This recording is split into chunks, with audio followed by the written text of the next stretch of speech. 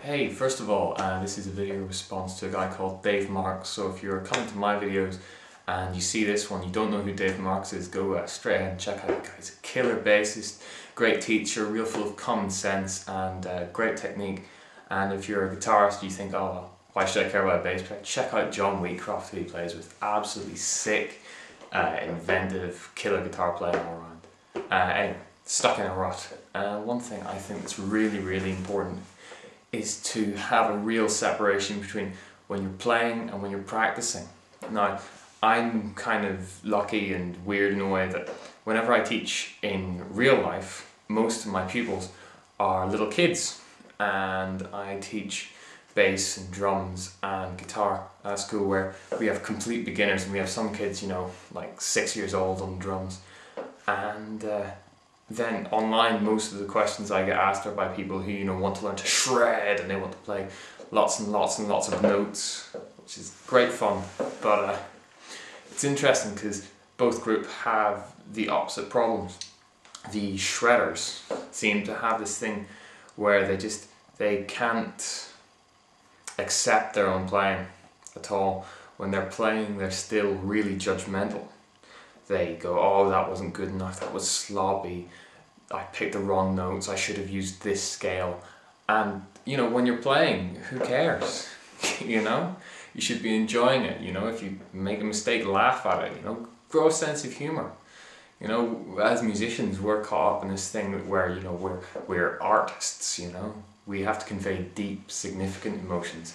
But really, you know, a lot of the time, life isn't about deep, significant emotions. Sometimes life's about, you know, laughing with your friends or you know, pulling silly faces at a baby or something. You know, play something that sounds like pulling silly faces. That'll cheer you up if you're stuck in a rut. Just find a silly noise you can make with your instrument. Make a song out of it. Wham! You're happy, you're laughing. On the other hand, you know, the kids I teach, they have this thing where they can't hear themselves clearly enough to hear their mistakes, to hear what needs to be improved. And I think one thing that's really helped me as a player and as a musician and as a listener to other people's music is to really build up, you know, I'm practicing, it has to be perfect. I know what scales I'm using, I know what notes I'm using, etc, etc. And I think about it exhaustively. Guys who recommend doing this kind of practice where you think really carefully about every note and so on and so forth. Alan Holdsworth, Sean Lane, Marty Friedman, they all say when they practice, they know exactly what they're doing theoretically. On the other hand, if you ask them what they think when they're playing, they're just channeling their inspiration. None of them ever think about scale, chord, whatever, when they're playing. And you can just look up interviews from those guys, they're killer musicians. Another thing I think is important is to do the kind of practice that feels fun to you. If you're having a really hard time staying motivated, do something like I find if I just cannot be bothered practicing, all I have to do is I have to sit down for a minute and play a chord and play, oh, you know, that chord kind of feels like, and play a little lick, you know, what does the chord express to me? Play that, you know. And often, you know, if you've got a good idea or two, you know, those ideas will bring you back into your music, and because you're not playing to a tempo, you don't feel you have to play in time. You can just express whatever you want. You've got that much space to play in, you know. You should have a big musical playground. You shouldn't be limited to, you know, anything really.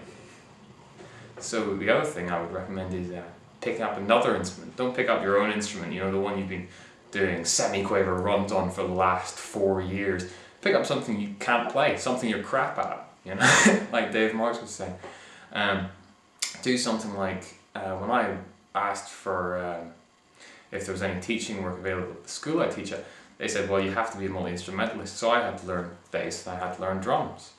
And it's just been wonderful for me. I feel so much more confident as a musician, and I can hear, you know, if I want a drummer to do something, I know how to tell him off now, you know. If I say, hey, chug the roots bass player, you know, it feels good, you know. I can kind of empathise with them. And it's great when you're composing as well. A lot of guitarists don't know how much difference change of drum beat makes. If you listen to Satriani, for example, you know, sure, he plays lead guitar, but you know behind everything he plays, he's visualized the bass line and he's visualized the drums and he knows them inside out. One thing I've tried to do as well with my favorites on YouTube is I've tried to only include lessons which say something, which explain something. None of them, or at least I hope none of them, to my recollection, are anything like, oh, you know, here's sextuplet run A, you know, and it's just different ways of playing the scale really quickly. You know, they should all cover concepts, and I think a lot of lessons do is it's just a guy playing something fast and something slow. You never really get to understand what goes into being able to play it fast after being able to play it slow, or how to play it in such a way you get good tone out of it. You know, why play these notes? And that's something you need to understand as well.